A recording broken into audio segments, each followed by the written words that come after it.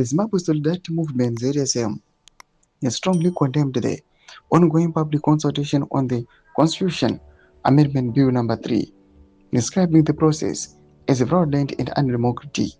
In an official statement released on 1 April 2026, the movement said observations from Bulawayo, Wedza, Deba, and Harare revealed serious irregularities. Sarabina Masho Kubdanyo kwa Pangwa Zimbabwe Solidarity Movement Blast, Constitutional Coup, Escape 3, consultations come under fire. Subscribe or like or turn the bell icon. In court, it is clear that this exercise is not a democratic consultation, but a choreographed sham, a desperate attempt to provide a veneer of legalism to what is effectively a constitutional coup, the statement read. ZSM accused authorities of undermining democratic principles, claiming the consultation have turned into a violent theater where regime puppets are platformed while dissenting voices are systematically muzzled. The organization said its members attended the hearings in good faith but were met with state-sponsored sabotage, abductions, and physical brutality.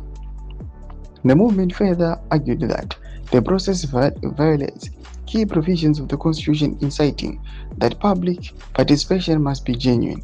A process defined by assault and exclusion is not involvement, ZSM said, referencing constitutional requirements for citizen engagement in legislative processes.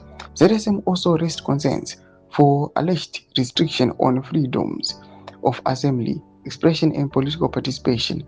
Our members have been denied the right to peacefully assemble and express their collective rejection of the bill, the statement said, adding that the forced detention of journalists and the censorship of the process of the press during these hearings is a direct assault on the right to information. Citing specific incidents, the movement pointed to the alleged assault of legal advisor Douglas Coulthard.